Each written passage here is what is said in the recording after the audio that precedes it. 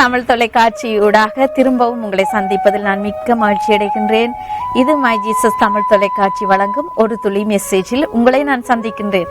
ஆம் பிரியமானவர்களே, இந்த நாள் உங்களுக்கு மிகுந்த ஆசீர்வாதமாய் இருக்கட்டும். இந்த நாளிலும் வேதாகமத்திலே இருந்து ஒரு வார்த்தையை வாசித்து நான் உங்களுக்காக ஜெபிக்க போகின்றேன். என்னோடு கூட நீங்கள் இணைந்திருங்கள். உங்களிடத்திலே வேதாகமம் இருக்குமானால் அங்கே பழைய ஏற்பாட்டிலே எரேமியா 17:7 வசனத்தை நீங்கள் என்னோடு கூட திருப்பிக் கொள்ளுங்கள். திருப்பியவர்கள் என்னோடு கூட சேர்ந்து நீங்கள் வாசிக்கலாம். அங்கே சொல்லப்படுகின்றது, கர்த்தர் மேல் நம்பிக்கை வைத்து கர்த்தரை தன் நம்பிக்கையாக கொண்டிருக்கிற மனுஷன் பாக்கியவான்.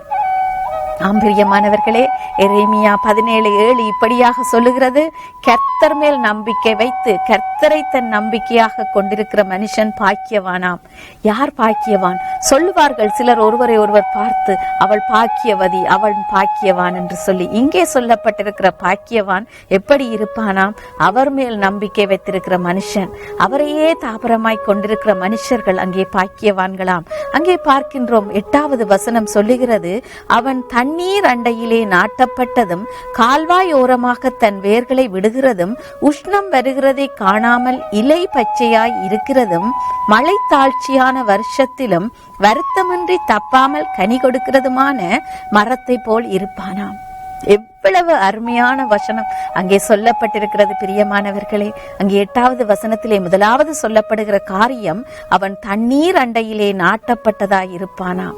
அங்கே பார்க்கின்றோம், தண்ணீர் அண்டையிலே நாட்டப்பட்டிருக்கிற ஒரு செடிக்கு யாரும் தண்ணீர் பாய்ச்ச தேவையில்லை. ஏனென்றால் அது எந்த நேரமும் தண்ணீர் அதன் ஓடிக்கொண்டிருக்கின்றோம். அங்கே பார்க்கின்றோம் வாய்க்கால்கள், கால்வாய்கள், அங்கே சில குளத்தருகிலே அங்கே மரங்கள் செழிப்பாய் வளர்ந்திருக்கும். அதற்கு யாரும் அங்கே பசலை போடுகிறதும் கிடையாது, நீர் பாய்ச்சுறதும் கிடையாது. அப்படியாக இருப்பானாம் கர்த்தர் மேல் நம்பிக்கையாய் இருக்கிற மனுஷன். அதுதான் அங்கே சொல்லப்பட்டிருக்கிறது. அவன் தண்ணீர் அண்டையிலே நாட்டப்பட்டதும் கால்வாய் ஓரமாக தன் வேர்களை விடுகிறதுமாயிருப்பானாம். கால்வாய் ஓரமாக அங்கே வேர் விடப்படும் பொழுது அது மிகவும் அங்கே பசுமையாயிருக்கும். அங்கே பார்க்கின்றோம், உஷ்ணம் வருகிறதை காணாமல் இலை பச்சையாயிருக்குமா. ஆம்பிரியமானவர்களே, இதை நீங்கள் கேட்டுக்கொண்டிருக்கிறவர்களுக்கு இது ஈஸியாய் விளங்கும். இலை பச்சையாயிருக்கும். சில வேளைகளிலே நாங்கள் வீட்டுக்குள்ளே வளர்க்கின்ற ஒரு செடியை வாங்கி நாங்கள் வீட்டுக்குள்ளே வைப்போமானால் அதிலே அங்கே சூரிய வெளிச்சம் படாவிட்டால் அது ஒரு வெளிரின தன்மையாய் அங்கே காணப்படும். அது ஒரு பச்சை பசேல் என்ற ஒரு தன்மையை கொடுக்காது.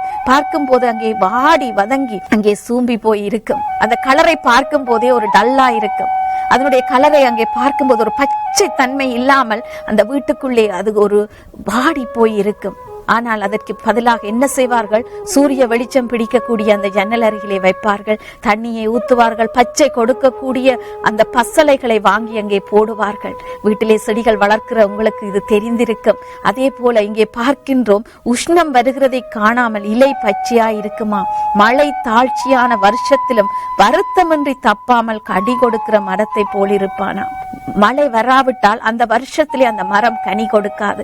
ஆனால் இங்கே சொல்லப்படுகிறது, மழை தாழ்ச்சியா இருந்தாலும் ஆனால் அந்த மரம் தப்பாமல் கனி கொடுக்குமாம். அப்படியானால் எங்களுடைய வாழ்க்கையை ஒரு நிமிஷம் யோசித்து பாருங்கள். எங்களுடைய வாழ்க்கையிலே கஷ்டம் இருக்கலாம், ஒரு சூழ்நிலை ஒரு பிழையாக இருக்கலாம், எல்லாருக்கும் இருக்கிறது போல ஒரு வியாதி இந்த நாட்களிலே பரவி கொண்டிருக்கலாம், சில தொற்று நோய்கள் பரவி கொண்டிருக்கலாம், ஹே ஃபீவர். இதை எடுத்துக்கொண்டால் இந்த தேசத்திலே பார்த்தீர்களானால் அந்த மகரந்த சேர்க்கைகள், அந்த பூக்கள் பறக்கிற காலத்திலே சில பேருக்கு ஹே ஃபீவர் ஏற்படும்.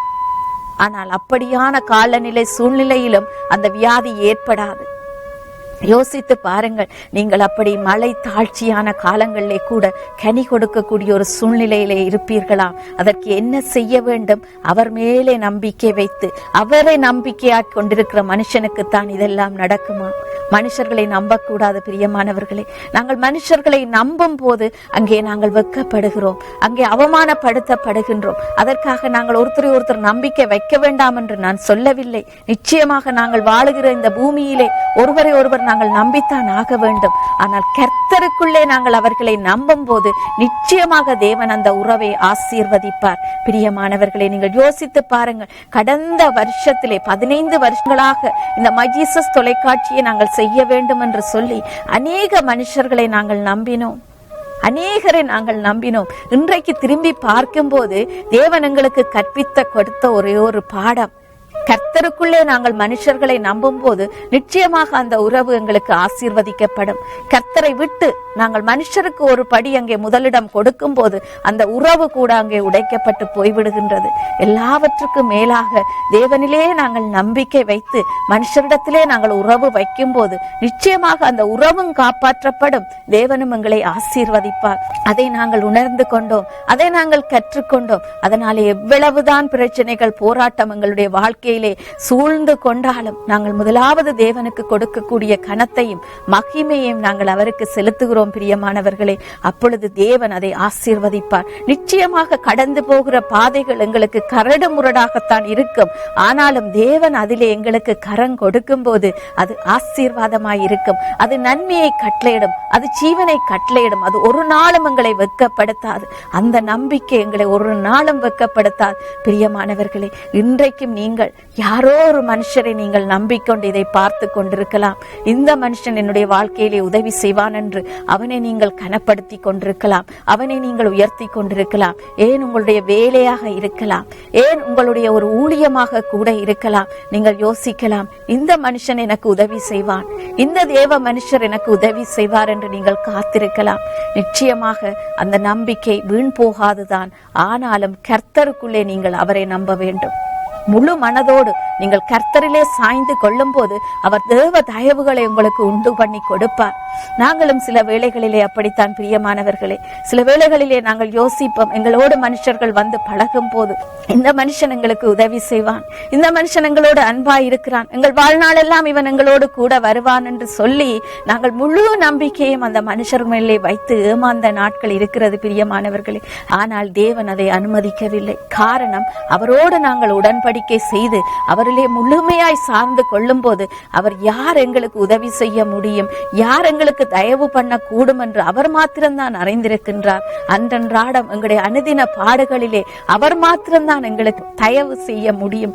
பிரியமானவர்களே, இது எங்களுடைய வாழ்க்கையிலே ருசித்தபடியால் தான் நான் உங்களுக்கு பேசிக் கொண்டிருக்கின்றேன். இன்றைக்கும் நீங்கள் இதை பார்த்து கொண்டிருக்கலாம். ஒரு லெட்டர்ஸுக்காக நீங்கள் காத்து கொண்டிருக்கலாம். சொல்லலாம், இந்த லெட்டர் வந்தால் எனக்கு என்னுடைய வாழ்க்கை மாறிவிடும், இப்படிப்பட்ட ஒரு கடிதத்தை நான் பெற்றுக்கொண்டேனானால் என்னுடைய வாழ்க்கை மாறிவிடும், இந்த வேலை இந்த இடத்திலே எனக்கு கிடைக்குமானால் என்னுடைய சூழ்நிலை மாறிவிடும், நான் நல்ல பயனை கொடுப்பேன் என்று நீங்கள் காத்து கொண்டிருக்கலாம். எனக்கு விசா கிடைத்தால் நான் இந்த தேசத்தையே சுதந்திரித்துக் கொள்ளுவேனே, இந்த தேசத்திலேயே பெரிய பணக்காரனா நான் இருப்பேனே, பெரிய ஊழியத்தை நான் செய்வேனே என்று நீங்கள் இதை பார்த்து கொண்டிருக்கலாம். தேவன் ஒரு திட்டத்தை வைத்திருப்பானால் அவர் மாத்திரம்தான் அதை எங்களுக்கு செய்ய முடியும். நீங்கள் எதிர்பார்த்திருக்கின்ற உங்கள் நல்ல முடிவை அவர்தான் எங்களுக்கு வாய்க்க பண்ணுகிறவர். அவருக்கு தெரியும் எங்களுக்கு என்ன தேவை என்று. மனுஷன் ஒரு அளந்து கொடுப்பானால் ஒரு சிறு துளியைத்தான் எங்களுக்கு கொடுக்க முடியும். தேவன் கொடுப்பாரானால் எங்களுக்கு தேவையான அத்தனையும் மன திருப்தியாய் கொடுப்பார். அங்கே பார்க்கின்றோம், 5 அப்பத்தையும் 2 மீனையும் 5000 பேருக்கு அங்கே பங்கிட்டு கொடுத்து மிகுதியானதையும் அங்கே கூடைகளிலே சேர்த்தார்களாம். அப்படி கொடுக்கிறது தான் ஆசீர்வாதம். அப்படி கொடுக்கிறது தான் பிரியமானவர்களே ஆசீர்வாதம். நாங்கள் மட்டும் சாப்பிட்டு திருப்தியாகி என்னுடைய பிள்ளைகளும் நானும் வாழ்ந்தால் போதும் என்று வாழுகிற வாழ்க்கை திருப்தியானது கிடையாது. மற்றவர்களை நாங்கள் ஆசீர்வதிக்க வேண்டும், மற்ற ஊழியங்களை நாங்கள் தாங்க வேண்டும். எங்களுடைய சரீரத்தினாலேயும் சரி, எங்கள் ஜெபத்தினாலேயும் சரி, எங்களுடைய காணிக்கைகளினாலேயும் சரி, நாங்கள் மற்றவர்களை தாங்க வேண்டும். எங்களால முடிந்த அளவு நாங்கள் மற்றவர்களுக்கு உதவி செய்ய வேண்டும். யோசித்து பாருங்கள், தேவனை அறியாத எத்தனையோ பிள்ளைகள் எவ்வளவோ சேரிட்டி வேலைகளை அங்கே செய்கிறார்கள். வெளியே போய் நாங்கள் பார்க்கும் போது இயேசு கிறிஸ்துவே அவர்களுக்கு யார் என்று தெரியாது, ஆனாலும் அநேகருக்கு உதவி செய்கிறார்கள்.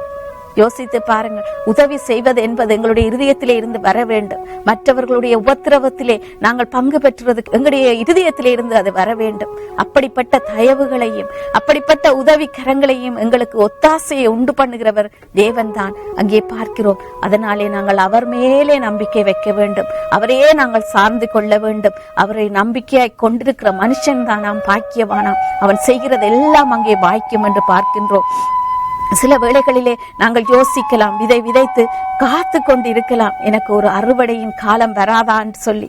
ஆனாலும் தேவன் சொல்லுகின்றார், என் மேலே நீ நம்பிக்கை வைப்பாயானால் உன்னுடைய வாழ்க்கையை நான் செழிப்பாக்குவேன். அது மழை வந்த என்ன, வராவிட்டால் என்ன, உரம் போட்டான்னு, பசலை போட்டான்னு, ஒரு விசா வந்தான்னு, வராட்டி என்ன, வாழ்க்கை அமைந்தால் என்ன, அமையாவிட்டாலும் தேவன் சமாதானத்தை கொடுப்பாராம். அவர் மேலே நாங்கள் சார்ந்து கொண்டு அவருக்கு நாங்கள் முதலிடம் கொடுக்கும் போது எல்லாம் எங்களுக்கு அங்கே கூட கொடுக்கப்படும். பிரியமானவர்களே, நாங்கள் ஒன்றை நாங்கள் அறிந்து கொள்ளுவோம். இந்த நாளிலும் கூட இதை பார்த்து கொண்டு இதை கேட்டுக்கொண்டிருக்கிற உங்களுக்கு நான் ஒன்று சொல்லுகிறேன். அவர் மேலே நம்பிக்கை வைத்து அவரையே தாவரமாய் கொள்ளும் போது நிச்சயமாய் உங்களோட வாழ்க்கையில் ஒரு மாற்றத்தை அவர் கொண்டு வருவார். அவரிடத்திலே நீங்கள் ஒப்புக் கொடுங்கள். அவருடைய இடத்துல எல்லாவற்றையும் நீங்கள் இன்றைக்கு ஒப்புக் கொடுங்கள். எனக்கு எதுவுமே புரியவில்லையே, இவர்கள் என்ன சொல்லிக் கொண்டிருக்கிறார்களே என்று விளக்கம் இல்லாமல் கூட நீங்கள் இதை பார்த்து கொண்டிருக்கலாம். ஒன்று செய்யுங்கள். முழங்கால் படியிட்டு இந்த நேரத்திலே தேவனிடத்திலே சொல்லுங்க, இயேசுவே எனக்கு ஒன்றும் விளங்கவில்லை, நான் என்ன செய்ய வேண்டும்,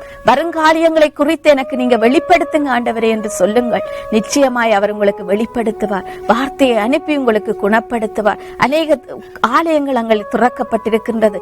ஆவிக்குரிய சபைகளை தேடி நீங்க அங்கே சேர்ந்து கொள்ளுங்கள். உங்களுக்கு நல்ல சபை இல்லாவிட்டால் நீங்கள் எங்களோடு தொடர்பு கொள்ளுங்கள். நிச்சயமாய் நீங்கள் இருக்கிற பகுதியிலே நாங்கள் உங்களுக்கு ஒரு நல்ல ஆலயத்தை உங்களுக்கு காண்பிப்போம். பிரியமானவர்கள், நீங்கள் தனிமையாய் இருக்க வேண்டாம். எந்த சபைக்கும் போகாமல் நீங்கள் வீட்டுக்குள்ளே அடைக்கப்பட்டு இருக்க வேண்டாம். சபை கூடுதலை நீங்கள் விட்டுவிட வேண்டாம். சபை மிகவும் வேண்டியதா இருக்கிறது. அநேக காரியங்களை பேசலாம், ஆனால் அதை பற்றி நீங்கள் ஒன்றுக்கும் செவி கொடுக்க வேண்டாம். இந்த முடிவு பரியந்த நிலை நிற்கிறவனை அங்கே ரட்சிக்கப்படுவான் என்று பார்க்கின்றோம். அதனால இன்றைக்கு இதை கேட்டுக்கொண்டிருக்கிற நீங்கள் யாவரும், உங்களுக்கு ஒரு நல்ல ஆலயம் இல்லவே, எங்களுக்கு ஒரு நல்ல ஆலோசனை இல்லையே என்று நீங்கள் தவித்துக் கொண்டிருப்பீர்களானால் நீங்கள் எங்களோடு தொடர்பு கொள்ளுங்கள். உங்கள் வீட்டுக்கு கிட்ட உள்ள, உங்கள் பகுதியிலே உள்ள ஒரு போதகரோடு நாங்கள் உங்களுக்கு தொடர்பு பண்ணி நல்ல ஆலோசனைகளை கொடுக்கவும், நாங்கள் உங்களை அங்கே அங்கத்தினவராய் சேர்க்கவும் நாங்கள் காத்திருக்கின்றோம். அது மாத்திரமல்ல, உங்களுக்கு ஜெப தேவைகள் இருக்குமானாலும் நீங்கள் எங்களோடு தொடர்பு கொள்ளுங்கள். ஏனென்றால் அவரை தாபரமாய் கொண்டிருக்கிற மனுஷன் தானாம் அங்கே பாக்கியவான். அவருடைய வார்த்தைகளை வாசியுங்கள், விளங்கிக் கொள்ளுங்கள், எப்பொழுதும் அவரையே பற்றி கொள்ளுங்கள். என்ன சோதனைகள், பிரச்சனைகள், சோர்வுகள் வந்தாலும் எல்லாவற்றையும் தள்ளிவிட்டு நீங்கள் அவர் பக்கமாய் சார்ந்து கொள்ளுங்கள். நிச்சயமாய் அவர் உங்களுடைய காரியத்தை வாய்க்க பண்ணுவாராம். அங்கே பார்க்கின்றோம், சங்கீதம் 1:3 சொல்லுகிறது, அதே போல அவர் நீர்க்கால்கள் ஓரமாய் நடப்பட்டு தன் காலத்தில் தன் கனியை தந்து இலையுதிராதிருக்கிற மரத்தை போல் இருப்பான். அவன் செய்வதெல்லாம் வாய்க்குமா? அங்கே பார்க்கின்றோம், அருமையான வசனம் சொல்லுகிறது. சில காலங்களிலே இங்கே வெளிநாடுகளிலே பார்த்தால் அங்கே இந்த ஆகஸ்ட் மாதங்களிலே எல்லாம் முழு இலையும் அங்கே கொட்டி வெறும் அந்த காய்ந்த மரங்களுடைய கம்புகள் தான் அங்கே காணப்படுகின்றன. எல்லா இலைகளும் கொட்டப்பட்டு விடும். அங்கே பிருந்தம் வரும்போது அங்கே அந்த இலைகள் மறுபடியுமாய் வளர ஆரம்பிக்கின்றன. அப்படியான ஒரு சூழ்நிலை எங்களுடைய வாழ்க்கையில இருக்காது பிரியமானவர்களே. இலை கொட்டுகிறதும் இலை வளருகிறதும் கஷ்டப்படுகிறதும் பிறகு வசதியாகிற சூழ்நிலை எங்களுக்கு வராது. ஏனென்று சொன்னால் அங்கே சொல்லப்படுகிறது, அவர் நீர்க்கால்களின் ஓரமாய் நடப்பட்டு தன் காலத்தில் தன் கனியை தந்து இலை உதிராதிருக்கிற மரத்தை போல் இருப்பான். இலை உதிராது இருக்கிற மரத்தை போல் இருப்பானாம். அவன் செய்வதெல்லாம் வாய்க்கும். இன்றைக்கு நீங்கள் செய்கிறதெல்லாம் வாய்க்க வேண்டுமானால் அவரை இறுக பற்றி கொள்ளுங்கள். அவர் மேலே நம்பிக்கை வையுங்கள். அவரை தாபரமாய் கொள்ளுங்கள். உங்கள் வீட்டுக்கு பக்கத்தில் உள்ள சபையிலே நீங்கள் ஒரு அங்கத்தினராய் சேர்ந்து கொள்ளுங்கள். இயேசு கிறிஸ்துவை குறித்து நீங்கள் அறிந்து கொள்ளுங்கள். வேதாகமத்தை எடுத்து வாசியுங்கள். எங்களோடு கூட நீங்க தொடர்பு கொண்டு ஆலோசனைகளை கேட்கலாம். உங்களுக்காக ஜெபிக்கவும் நாங்கள் ஆலோசனை கொடுக்கவும் காத்திருக்கின்றோம். பிரியமானவர்களே, ஒரு விசை நாங்கள் கண்களை மூடி நாங்கள் ஜெபிக்க போகின்றோம். எங்களை அதிகமாய் நேசிக்கிற தகப்பனே, இந்த நாளிலும் கூட தகப்பனே, இதை கேட்டுக் கொண்டிருந்த ஒவ்வொரு பிள்ளைகளுக்காக நான் ஜெபிக்கிறேன். ஆண்டவரே, இலை உதிராதிருக்கிற மரத்தை போல் இருப்பான், அவன் செய்வதெல்லாம் வாய்க்கும் என்று நீர் வாக்கு பண்ணினீரே அப்பா. கர்த்தாவே, உம்முடைய வார்த்தையை நம்பி இந்த பிள்ளைகள் தங்களுடைய வாழ்க்கையை உம்முடைய சமூகத்திலே ஒப்புக் கொடுத்திருக்கிறார்கள். ஆண்டவரே, அவருடைய வாழ்க்கையில எந்த காரியம் அங்கே பசுமை இல்லாமல், ஆண்டவரே, ஒரு செழிப்பு இல்லாமல், ஒரு வாடி போய் அங்கே இலையெல்லாம் உதிர்ந்து போய் அவர்கள் இருக்கிறார்களோ, அப்படிப்பட்ட சூழ்நிலையில இருந்து நீர் ஒரு மாற்றத்தை கொண்டு வரும்படியாய் ஜெபிக்கிறேன். ஆண்டவரே, உம்முடைய வார்த்தையிலே பலன் கொள்ளவும், அதை வாசிக்கவும், உம்மை இறுக பற்றி கொள்ளவும் இந்த பிள்ளைகளுக்கு நீங்க உதவி செய்யுங்கப்பா. ஒரு நல்ல சபையை இந்த பிள்ளைகளுக்கு காண்பீங்க ஆண்டவரே. நல்ல போதகர்களை ஆலோசனை கொடுக்கும்படியா நீர் இணையுங்க ஆண்டவரே. தகப்பனே, சபை கூடுதலை விட்டு விடாதபடிக்கு இந்த பிள்ளைகள் ஒரு சபையிலே சேர்ந்து ஆராதிக்கத்தக்கதா இந்த பிள்ளைகளை நீங்கள் பலப்படுத்துங்கப்பா, தைரியப்படுத்துங்க ஆண்டவரே. கர்த்தாவே, உம்முடைய முடிவு பரியந்தம் இந்த பிள்ளைகள் நிலைத்திருக்கும்படியாய் நான் ஜெபிக்கிறேன் ஆண்டவரே. அவருடைய வாழ்க்கையிலே செழிப்பில்லாத காரியங்கள் எல்லாவற்றையும் நீர் செழிப்பாய் மாற்றும்படியாய் நான் ஜெபிக்கிறேன் ஆண்டவரே. தகப்பனே கர்த்தாவே, மழை தாழ்ச்சியான காலத்திலும் அங்கே கனி தருகிறது போல இன்றைக்கு எந்த சூழ்நிலையிலும் எனக்கு ஒன்றுமில்லை என்று காத்திருக்கிற பிள்ளைகள், மனுஷர்களை நம்பி நம்பி ஏமாந்து எல்லா சொத்துக்களையும் இழந்து ஒன்றுமில்லாமல் தனிமைப்படுத்தப்பட்டு போயிருக்கிற பிள்ளைகளுக்காய் நான் ஜெபிக்கிறேன் ஆண்டவரே. நீர் கரம் தொட்டு அந்த குடும்பங்களையும் அந்த பிள்ளைகளையும் ஆசீர்வதியும் அப்பா. இழந்ததுக்கு தக்கதாக நீர் நூறத்தனையாய் பலன் கொடுக்கும்படியாய் ஜெபிக்கிறேன் ஆண்டவரே. எந்தெந்த காரியங்கள் எல்லாம் அந்த பிள்ளைகள் பசுமை இல்லாமல் இன்றைக்கு காய்ந்து போய் இருக்கிறார்களோ அந்த இடங்களிலெல்லாம் நீர் புஷ்டியை கட்டளையிடும்படியாய் ஜெபிக்கிறேன் ஆண்டவரே. இவர்கள் செய்வதெல்லாம் வாய்க்கும்படியாய் ஜெபிக்கிறேன் ஆண்டவரே. நன்மையையும் ஜீவனையும் ஆசீர்வாதத்தையும் இந்த பிள்ளைகள் மேலேயும் இந்த பிள்ளைகளுடைய குடும்பங்கள் மேலேயும் இந்த வீடுகளுக்குள்ளே நான் கட்டவிழ்கிறேன் அப்பா. இயேசுவே, நீங்கள் ஆசீர்வதிக்கும்படியாய் ஜெபிக்கிறேன். இயேசுவே, உம்முடைய வல்லமை உள்ள நாமத்தினாலே நான் ஜெபிக்கிறேன் நல்ல பிதாவே. ஆமேன், ஆமேன், ஆமேன்.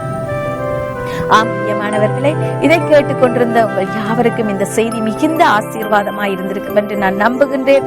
தொடர்ந்து நீங்கள் வேதாகமத்தை வாசியுங்கள், தேவனுக்குள்ளே பலப்படுங்கள். உங்களுக்கு ஆலோசனைகள், தேவனை குறித்ததான கேள்விகள் இருக்குமானால் எங்களோடு தொடர்பு கொள்ளுங்கள். நிச்சயமாய் நாங்கள் உங்களுக்கு பதிலளிக்க ஜெபிக்க காத்திருக்கின்றோம். அது மாத்திரமல்ல, உங்கள் வீடுகளுக்கு கிட்டே இருக்கிற சபைகளுக்கு நீங்க போங்க, போதகரோடு ஒரு ஐக்கியத்தை உண்டு பண்ணுங்கள். விசுவாசிகளோடு சேர்ந்து நீங்கள் ஜெபிக்க கற்றுக்கொள்ளுங்கள். கர்த்தர் தாமே உங்களை ஆசீர்வதிப்பாராக.